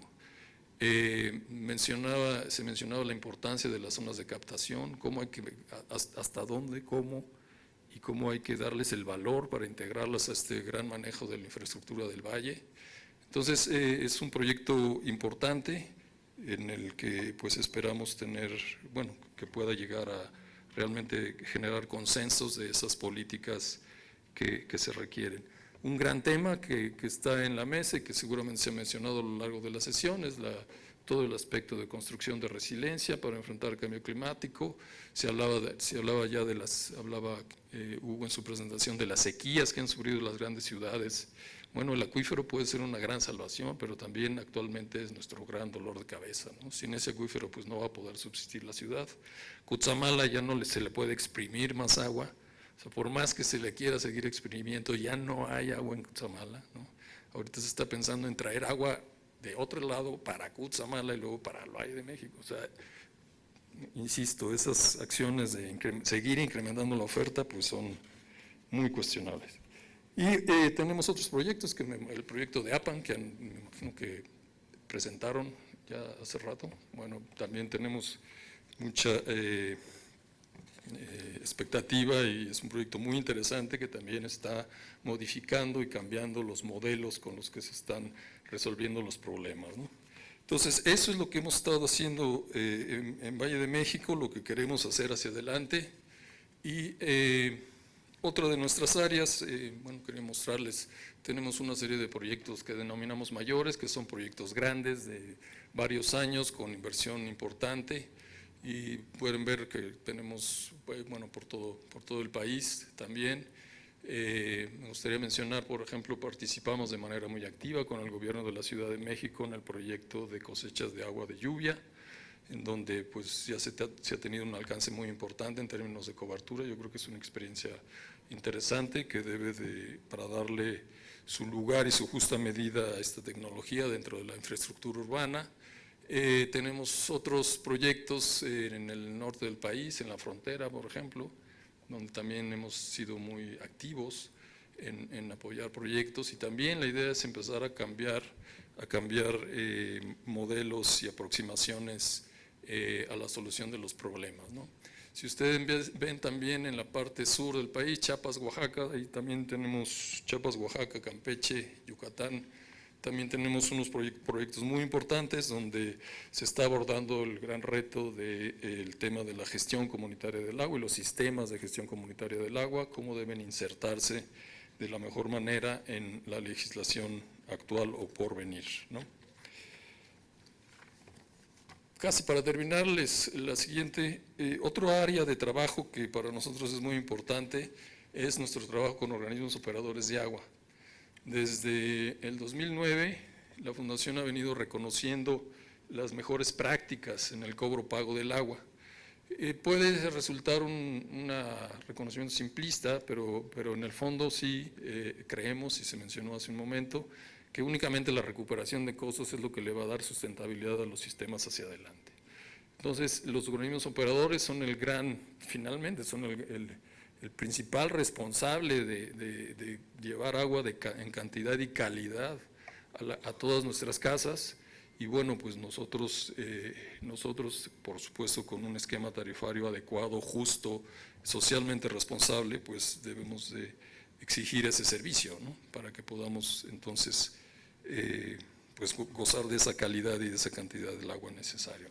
Entonces, esto se ha venido desarrollando desde 2009, ha habido diferentes organismos operadores que han sido muy buenos en su participación, han reiteradamente mostrado sus buenas prácticas, y a raíz de la experiencia de este proceso hemos iniciado la construcción de comunidades de práctica. Entonces, hacia dónde vamos en este tema es crear comunidades de práctica en donde estos organismos operadores exitosos o más exitosos que otros puedan compartir sus prácticas para que aprenda el sector, se fortalezca y avancemos, ¿no? Recientemente terminamos un proyecto piloto muy interesante que es monitorear toda la calidad del agua que se abastece en las tomas domiciliarias, y tomamos 4 ciudades, Saltillo, Monterrey, León y La Piedad, y fueron resultados muy interesantes. O sea, se recibe buena calidad del agua en esas tomas, en esas ciudades. Sin embargo, la anécdota es que acompañamos todo este trabajo con unas encuestas de percepción del servicio, y la gente dice, no, pues sí, mi calidad del agua es muy buena, pero yo compro agua embotellada, ¿no? Entonces, bueno, ¿y por qué compras agua embotellada? Pues no sé, ¿no? Entonces, es algo muy interesante, porque no obstante que hay una buena calidad del agua, la población está acostumbrada a consumir, y es un asunto de salud, es un asunto de economía familiar, es un asunto en el que como país tendríamos que poner muchísima atención. Termino finalmente agradeciéndoles a todos su atención. En la Fundación Gonzalo Río estamos trabajando en la construcción, uniéndonos a alianzas y grupos de trabajo. Consideren a la Fundación como un aliado potencial para futuros proyectos que quieran proponer y que quieran, en los que podamos trabajar y apoyar, y pues quedamos a sus órdenes. Muchas gracias.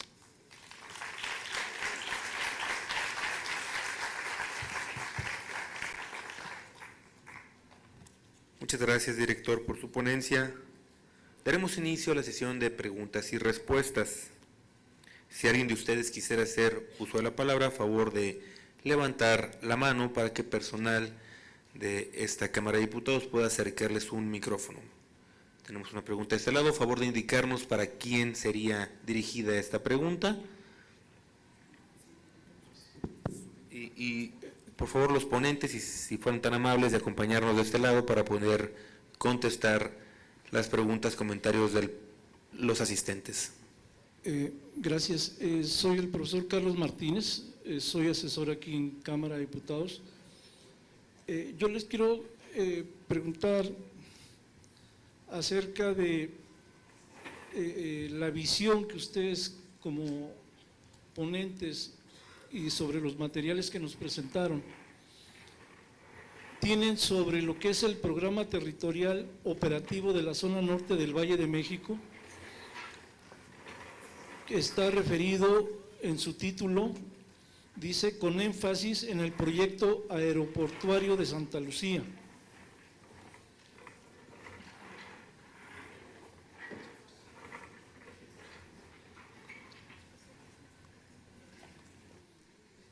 Perdón, ¿le podría preguntar una vez más? Disculpe. Sí, perdón. Bueno, con relación a los proyectos que ustedes presentaron en sus ponencias, la referencia de investigación, la referencia legislativa y la referencia legal, y la de experiencias como la que nos presentan de España. Pero con relación a la zona del Valle de México, existe el proyecto Programa Territorial Operativo de la zona norte del Valle de México, con énfasis en el proyecto aeroportuario Santa Lucía. De entrada incorpora diferentes municipios, entre ellos el de Tizayuca, Hidalgo, así como el de Tecama, Jaltenco, Nextlalpan, Tonanitla, Tultepec, Tultitlán y Zumpango. El financiamiento principal para este proyecto refería que se iba a construir un acuífero que iba a surtir de agua para el nuevo aeropuerto. Y tenía dos propuestas que tuve la oportunidad de estar presente en esta referencia por parte de la Secretaría de la Defensa, que es quien hizo la presentación del proyecto, y la iban a traer de Necaxa. Esa infraestructura, esa distancia, ya lo mencionaban ustedes, el problema de traer el agua no era de ingeniería, sino de costo. Estos municipios, incluyendo Tizayuca, fueron beneficiarios de un fondo que dentro de este programa les permitió que se financiara obra e infraestructura, y ninguno pidió una planta de tratamiento, ninguno pidió mejora en la red de agua o drenaje.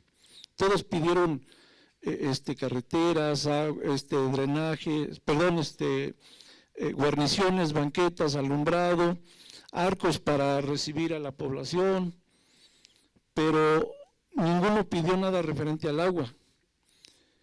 Y este programa que yo les digo es un referente que se aprobó un financiamiento aquí en la Cámara de Diputados en primera instancia de 5,000 millones de pesos. Y en la redacción del documento refiere que se van a financiar a comunidades de población y ejidales, no nada más para el pago por la afectación de tierras, sino para infraestructura. En sus proyectos, y creo que aún es tiempo, y es la pregunta, ustedes pudiesen incorporar propuestas para que este programa fuera sustentable y sostenible en el caso del agua, porque no están trayendo agua de Necaxa, la están agarrando de la misma que surte a la población aledaña al nuevo aeropuerto. Y si ustedes, me imagino, no conocen, pero pueden ir a esa región, sabrán que ya hay agua por tandeo, porque ya no alcanza, porque la están distribuyendo al nuevo aeropuerto. Entonces, ojalá y ustedes pudieran incorporar una propuesta de atención y solución al déficit de agua, puesto que lo que principalmente se ocupó para los terrenos del aeropuerto eran tierras de cultivo, que eran zonas de recarga. Y poder también, dentro de lo legal, como comentaba uno de los ponentes, dentro de lo legal, cómo hacer exigible al Estado el que garantice el derecho al agua para los habitantes, para el consumo humano, ya que ustedes pues, ya traen propuestas de solución para la agricultura, por ejemplo, reciclarla, pero cómo hacer exigible en sus proyectos al Estado mexicano el derecho y el acceso al agua. Gracias. Perdón, ¿nos regala por favor su nombre y su cargo una vez más? Sí, soy el profesor Carlos Martínez Andrade, soy asesor e investigador legislativo aquí en Cámara. Muchísimas Cámara de gracias. Diputados. Muchas gracias.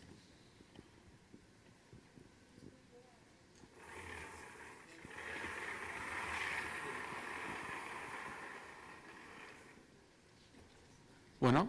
Vale. Yo creo que más allá de hablar de un problema específico como es las nuevas infraestructuras como el aeropuerto, creo que la visión generalizada es que tenemos que hablar de la cuenca, de esta problemática de Tizayuca es muy aguda. Nosotros estudiamos por una serie de proyectos que hicimos en esta zona, pero se extiende a la totalidad de la cuenca del Valle de México. Entonces, más allá de un proyecto en específico y de una serie de, como decía Luis hace rato, ocurrencias que van sucediendo porque no tenemos un plan de acción de la escala que se necesita, no hay un plan de manejo de la cuenca en caso de una emergencia hídrica, por ejemplo. Barcelona declaró emergencia hídrica hace 2 semanas y tienen un libro blanco de cosas y acciones que tienen que hacer una vez que se declara la emergencia hídrica. En la cuenca del Valle de México no lo tenemos, no hay un libro, no hay una estructura, un plan que te diga, en caso de que se declare una emergencia hídrica o que lleguemos a ese punto, cuál es el 1, el 2, el 3, qué pasos debemos seguir para poder sobrevivirla. Entonces yo creo que el problema es mucho más grande que el problema del aeropuerto, ¿no? que tiene su dotación. Dudo mucho que el aeropuerto sea un problema todavía, el nivel de uso y ocupación y demanda del aeropuerto sigue siendo muy limitado. Sin embargo, el problema de la cuenca se extiende por miles de kilómetros cuadrados y ahí es donde no tenemos instrumentos para actuar en lo general. Eso es lo que podría yo decir respecto a ese proyecto en específico. No solamente es ahí, sino es toda la cuenca y me voy más lejos. Son todas las cuencas las que no tienen estos planes de actuación inmediata, ¿no? Para poder manejarlas. La parte legal, esa sí se la paso ahí a los doctores. De acuerdo. Perdón, fue tan larga su comentario que corríjame si me equivoco, pero creo que básicamente hizo 2 preguntas. Una, si las propuestas que se hicieron aquí podían integrarse al proyecto que comentó. Y 2, cómo se puede hacer efectivo ante el Estado mexicano el derecho humano al agua. Creo que eso fue lo que entendí, o el acceso al agua en general. Respecto de la primera pregunta, ¿es posible proponer, se adicionen mejoras a esto? Sí, la Constitución prevé un derecho de petición y todos podemos hacerlo valer, pero como dicen algunos legisladores, yo estoy obligado a escucharte pero no a hacerte caso. Entonces tenemos el derecho a hacer la petición y proponer todo lo que queramos, pero la política hídrica nacional corresponde al gobierno federal. Las decisiones en última instancia las va a tomar el gobierno federal y por eso en una democracia votamos, nos guste o no nos guste, por quienes nos gobiernan y son los que toman esas decisiones. Si no estamos de acuerdo podemos inconformarnos, podemos opinar y podemos proponer cómo se podría hacer correctamente, pero entonces, contestando la pregunta, ¿se puede hacer las propuestas? Todas las propuestas que quieran. Que se lleven a cabo o no es una decisión que está en el campo de la decisión que legalmente le corresponde a las autoridades, particularmente al Ejecutivo Federal y a la CONAGUA. No podríamos obligarlos a, tienes que hacer el proyecto de esta manera, aunque científicamente sea la mejor, es una decisión y política de Estado, la política hídrica del país y cómo lo llevan a cabo. Puede tener consecuencias, negligencia, daños, pérdida de vida, etcétera, que serán reclamables en otras vías. ¿Cómo hacer efectivo el acceso o el derecho humano al agua? Contamos con múltiples precedentes de sentencias de tribunales federales en materia de amparo, en donde personas de distintas comunidades, y la primera fue en Morelos, el estado de Morelos, han hecho valer su derecho humano al agua y los tribunales y la Corte particularmente han resuelto en cientos de casos ya al día de hoy a favor de que se les entregue el agua de manera inmediata, aun cuando no haya infraestructura hidráulica para llevarla al domicilio, y estamos hablando en zonas urbanas o semiurbanas donde hay servicio municipal de agua potable, de tal manera que aun cuando no haya infraestructura hidráulica, tubería para llevar el agua a las casas, nada impide que el agua se lleve a través de pipas o garrafones a los usuarios del agua, porque el servicio de suministro además no es gratis. Esto no quiere decir que ese suministro es gratuito, se deberá pagar el costo correspondiente del servicio, porque no se compra o vende el agua. En términos generales, hay varios asegúnes, pero en términos generales esa sería la respuesta. Yo me gustaría hacer un comentario ahí sobre justamente los mecanismos de adjudicación. parte del problema de la política hídrica es que, como tal, y el derecho humano al agua es un derecho humano que está basado en el derecho a la igualdad, ¿no? Tiene que estar generado, y básicamente casi todos los derechos que están en el artículo 4 son derechos de igualdad, son derechos prestacionales y son derechos que equilibran materialmente la situación de los individuos. El problema con el amparo es que se concede de manera individual a los sujetos, entonces justamente el derecho humano al agua se le concede al sujeto que reclama. En el caso de Jiutepec, por ejemplo, que fue un asunto que se llevó por reclamo de particularmente la UNAM y algunos apoyos que se dieron, en efecto se ganó, pero lo importante no era que se le llevara el agua, desde mi punto de vista, al sujeto específico que reclamó, sino que la política hídrica del Estado pudiera racionalizarse en el sentido de que a dónde iba a distribuirse el agua, ¿no? Porque muchas veces ese costo de distribuir el agua a un solo sujeto sale mucho más caro que la política de distribución en ciertas condiciones. Entonces, y tenemos pocos antecedentes, y si no el abogado me aclarará, de acciones colectivas en este sentido. Entonces, tenemos la idea esta del amparo individual es complicada frente a este tipo de políticas, porque si bien resuelve el caso concreto y nos da tal vez alguna sentencia y hasta alguna jurisprudencia, no resuelve el problema de manera general, porque entonces todos tienen que reclamar en el mismo sentido. Entonces, mientras el Estado no internaliza esas condiciones de ejercicio y racionalización de la política para la satisfacción del derecho, entonces los mecanismos siempre van a resultar pobres en el sentido del cumplimiento del derecho humano al agua, ¿no? Creo. Muchas gracias. ¿Alguien más que tenga algún comentario, alguna duda? Por favor, únicamente pedirles que sean bastante concretos con la pregunta para poder contestar la mayor cantidad. Perdón, sería la última pregunta. Son dos preguntas. Muchas gracias, muy buenas tardes. Su servidor José Saúl Bautista González, síndico municipal de Apan Hidalgo. Primero, felicitar esta iniciativa, diputada Vigiano, diputado Marco Antonio Bustamante, porque finalmente se empieza a poner el foco en un problema que es nada más y nada menos de sobrevivencia humana. El tema que estamos sufriendo, que hoy estamos analizando y que hoy estamos conociendo muchos más datos al respecto en la región de los Llanos de Apan, pues ya no podemos voltear para otro lado, se nos acabó el tiempo, el elefante está en medio de la sala y tenemos que ver cómo lo vamos a sacar de ahí. En ese sentido, el gobierno que encabeza la presidenta Lupita Muñoz ha sido muy responsable en hacer alianzas en ese sentido con consultores, investigadores, con Gustavo Madrid, con la iniciativa privada, con fondos internacionales. Y hacemos lo propio también en temas de reglamentación, ya tenemos programa municipal de desarrollo urbano, estamos haciendo atlas de riesgo, estamos haciendo también el de desarrollo ecológico, y tal parece que aunque se han coordinado muchos esfuerzos, tanto federales, estatales, municipales, con la iniciativa privada, uno no ve ningún avance, se diluyen. Entonces, yo creo que aquí si hay una pregunta es ¿qué sigue de esto? Esta mesa de trabajo es por supuesto enriquecedora, por supuesto nos confirma los diagnósticos que ya tenemos, pero sí es una llamada de auxilio, en este caso a la Cámara, que es de donde se dispersan los recursos de la nación, para que tomemos con seriedad el problema.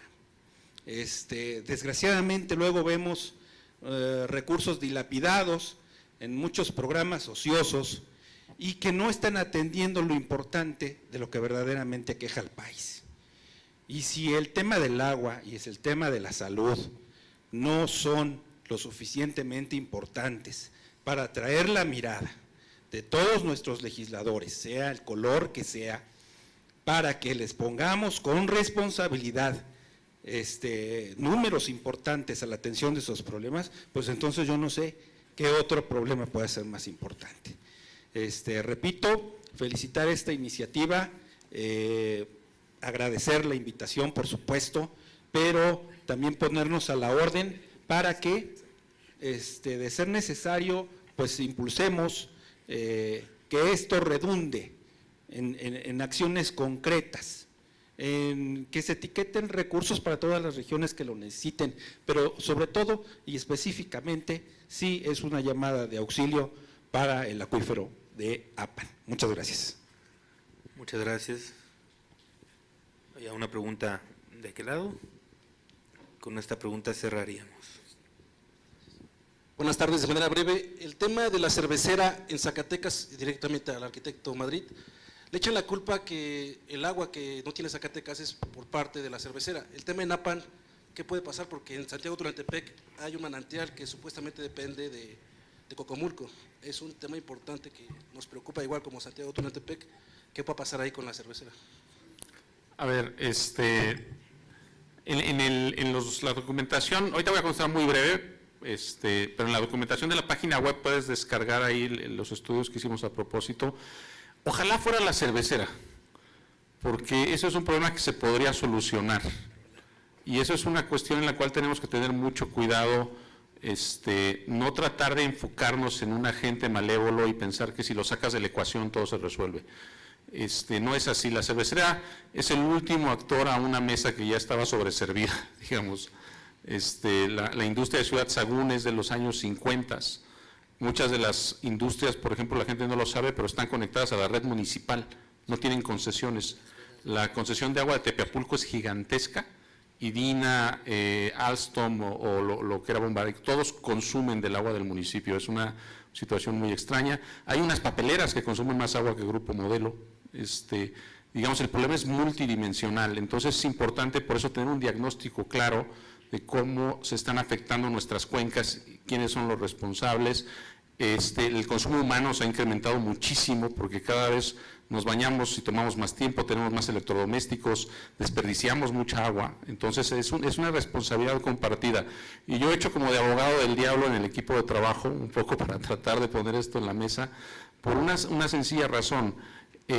Tenemos que atacar las fuentes del problema. El gran problema de Apan sí es el sobreconsumo, sí es que estamos gastando mucha agua, pero el problema principal es que no la estamos recargando, porque nuestros bosques están afectados, porque nuestras cuencas están abiertas, nuestros lagos no tienen compuertas, la totalidad de las presas de Apan están asolvadas, tienen 50 centímetros de espejo. Esta experiencia que contaba Raúl de esta persona que perdió un ojo tratando de limpiar la presa del único distrito de riego que hay en Apan, que es un distrito de aguas superficiales, que es el de Almoloya, ¿no? Y en la desesperación de no tener agua, ellos trataron de ellos mismos hacer el desasolve y perdieron un ojo de una persona, fue todo un drama. Es un problema multidimensional, tiene un aspecto social muy complejo.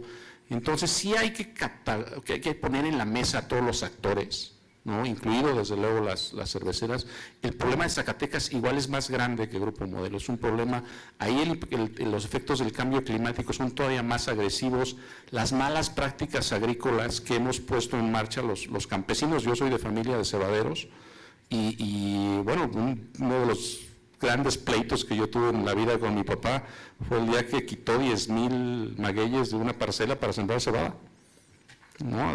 Y lo hicimos prácticamente la totalidad de los campesinos de la región participamos directo o indirectamente en la deforestación.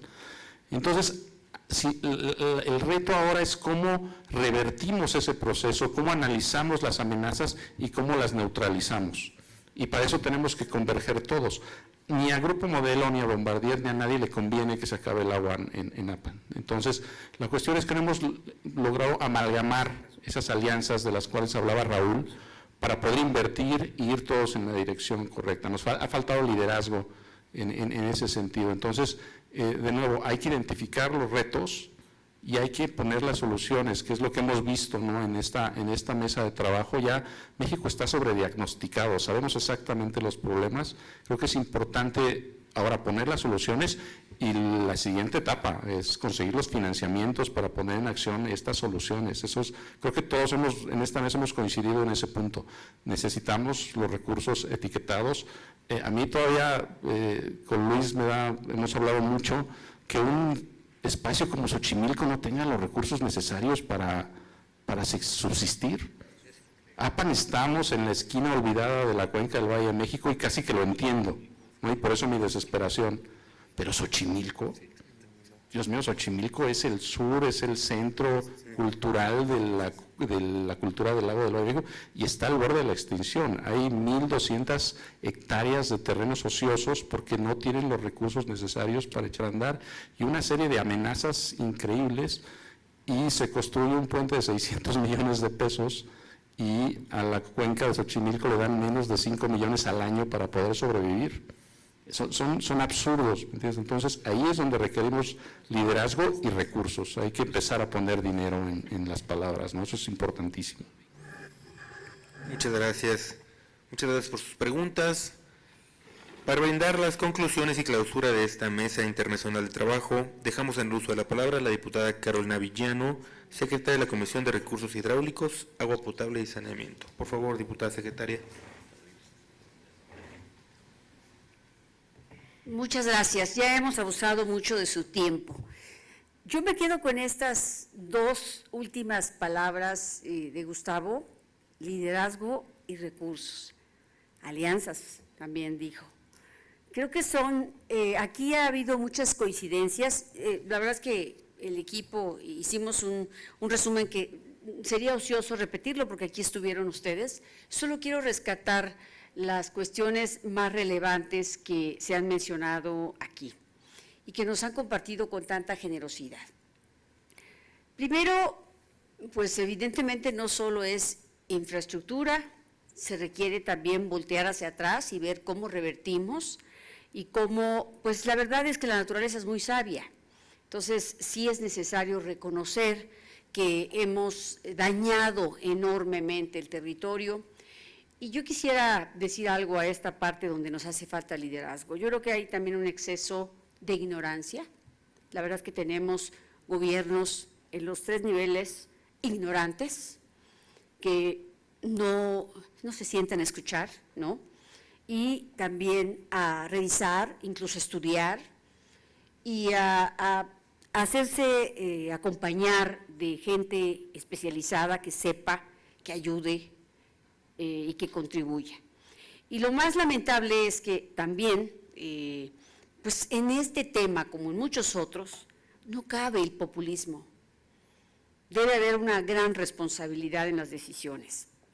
Y hay que poner orden. Y poner orden, pues no es necesariamente ser el más popular, pero sí el país requiere orden. Y hay aquí el abogado Herrera nos ha expuesto con mucha pulcritud, pues muchas cosas que necesitamos hacer. ¿Qué sigue? Preguntaron por aquí. Bueno, pues ¿qué sigue? Pues lo que sigue es que nosotros, los diputados, hagamos la parte que nos toca, que son 2 cosas fundamentales. Bueno, son 3. Una, colocar los presupuestos en proyectos viables, que existan y que conozcamos. Porque es muy fácil decir, quiero una red de distribución de agua, cosas de infraestructura, existen muchas necesidades, es cierto, pero si tenemos proyectos integrales de mayor largo alcance, donde haya pues avanzado un trabajo importante, si nosotros los diputados conocemos esos proyectos, podemos intervenir para que se coloquen. Como yo les dije por la mañana, hay un gran desequilibrio en el presupuesto. Todo está concentrado en 2, 3 regiones. Eso no es justo. Tampoco eso está bien, porque sí necesitamos saber, el Valle de México, por eso se convocó bajo esta visión del Valle de México, si no se hace en Hidalgo lo que se tiene que hacer, pues la Ciudad de México sufre y el Estado de México también. Necesitamos una visión integral. Yo fui presidenta de la Comisión de Desarrollo Metropolitano aquí en la Cámara hace algunos años, que tuve el privilegio también de ser diputada, y sí nos hace falta una visión más amplia, metropolitana, con mayor planeación. Por supuesto que aquí hay 3 estados que están directamente involucrados y deberíamos en la megalópolis también incorporar a Apan, a otros municipios que también están impactando en la cuenca. Entonces, yo solo quiero decirles que nos quedamos con estas conclusiones y con la tarea de recibir los proyectos. Obviamente se requieren ciertos trámites burocráticos, que son como tener un registro en la cartera de inversión, se requieren algunas cuestiones que podemos hacer con el gobierno del Estado. Aquí no hay colores. Yo le he dicho al gobernador y se lo reitero, estamos para ayudar desde nuestro espacio y con humildad, pero también con la experiencia que hemos acumulado y con el conocimiento del Estado y hacer equipo con los municipios. Entonces, ciertamente también tiene razón el abogado Herrera, pues no podemos asumir la función del Estado, es una función importante de seguridad nacional, ciertamente. Y ciertamente los problemas sociales que vamos a vivir o que ya estamos viviendo tienen que ver con el agua. Y la gente por el agua es capaz de todo, todo, hasta de que haya vidas de por medio. Entonces, sí necesitamos ponerle atención. Yo, el compromiso que puedo hacer es que daremos la pelea para que haya un reparto justo, más equitativo del presupuesto. Por supuesto, recibir las reformas que crean convenientes. También es cierto, como aquí se mencionó, estamos en deuda con la ley de aguas, es una realidad que se ha ido pateando el bote. ¿Por qué? Pues porque se le rehúye a ponerle orden a un sector social, por ejemplo, en el campo. Yo creo que si el campo es rentable, si logramos que sea rentable, si los ayudamos a tecnificarse, podemos hacer las cosas de manera distinta. Pero hay que estar dispuestos, hay que tener la valentía de hacerlo. Entonces, en materia legislativa, en materia presupuestal, estamos obligados. Y también en materia de vigilancia de los recursos públicos, estamos obligados para que se apliquen correctamente. Es increíble, increíble que en el tema del agua haya tanta corrupción. Pero además también necesitamos un enfoque punitivo. Yo escuchaba la ponencia de la persona del Ministerio de España y decía, tienen una policía especial para el tema. Una policía especial. Pero además también tienen el punto de sí hacer todo lo necesario para cobrar los derechos del agua, pero también para regresar el agua, como parte de esa administración de los operadores. Yo creo que y además, este tiempo que hemos invertido, bueno, hay que hablar del tema, porque no hay otra manera de que haya cultura en la población, de que haya cultura en los tomadores de decisiones. Hay que hablar y hablar y hablar y hablar y hacer foros y debates y discusiones. ¿Por qué? Porque necesitamos que los alcaldes le entiendan, que los regidores y síndicos se comprometan y le entiendan. Necesitamos que los gobernadores le entren, que no les dé miedo. Necesitamos que asuma su responsabilidad histórica. Entonces, ese es nuestro compromiso. Yo quiero, para terminar, decirles que el diputado Marco Mendoza, que ha sido fundamental en la organización de este foro, hoy él es secretario de la Comisión de Puntos Constitucionales y ha tenido una sesión en la que hizo un breve receso para permitirme que yo fuera a votar, porque es presencial la sesión el día de hoy. Por eso no han estado aquí, están todos en el pleno, no estaba previsto que fuera presencial cuando lo programamos, pero por eso hemos tenido esta salida. Pero muy agradecida con su tiempo, de verdad. Río Arronte, también quiero mencionar, yo en otra época, cuando he sido secretaria de Estado 2 veces, hemos trabajado temas de salud de manera muy generosa, tanto en Coahuila como en el estado de Hidalgo. Pues hay que reconocer esa manera de actuar generosa, pero también pues tiene que haber transparencia, ¿no?, para que pueda haber confianza de aportar y de conseguir recursos, incluso de otros países, para nuestro estado y nuestros estados, nuestra megalópolis y nuestro país también. De verdad, muchas gracias, Gustavo, muy contenta de tener Unidad, regresando a dar su talento, su experiencia, sus conocimientos a una tierra que pues hoy está sedienta justamente de talento, de compromiso y de todo lo que ustedes pueden aportar. Yo me reitero, igual que Marco Antonio, a sus órdenes, daré la pelea en los siguientes meses para el tema presupuestal. Ayúdenos mostrándonos proyectos que podamos nosotros incorporar, que podamos justificar burocráticamente, porque no tengo otra palabra que decir, administrativamente, porque socialmente y políticamente están debidamente justificados. Gracias a la alcaldesa, a Lupita, gracias al alcalde de Tula, Nopala, se quedó la regidora, gracias por su presencia aquí, a todos los alcaldes de Hidalgo, del Estado de México. Pues estamos para hacer equipo y para servir. Gracias a los jóvenes, realmente deben estar muy preocupados, pensando si quieren tener hijos, si no quieren tener hijos, qué tipo de vida quieren llevar, qué les vamos a heredar, qué les vamos a legar. Nosotros creo que estamos obligados a entregarles a ustedes pues un mejor ambiente. Yo estoy segura que desafortunadamente no les va a quedar otra más que ponerle dinero a estos proyectos y a otros. No nos va a quedar otra, porque estamos en un punto muy, muy crítico. Yo soy de la sierra. A nosotros nos ha subido casi 2 grados la temperatura. Y hoy tenemos allá, se producen cosas que no se producían y se dejaron de producir otras que se daban antes. Entonces, sí ha cambiado. Yo pensé que allá el agua era inagotable. No. Tenemos realmente problemas ya de agua y obviamente no tenemos inundaciones porque pues son puras barrancas, pero realmente sí les quiero decir que el problema es completo. Ni siquiera les puedo decir, bueno, si hay problemas de agua me voy a ir a vivir a mi tierra. En todos lados se está impactando el cambio climático. Gracias a todos por su tiempo. Que tengan buen regreso.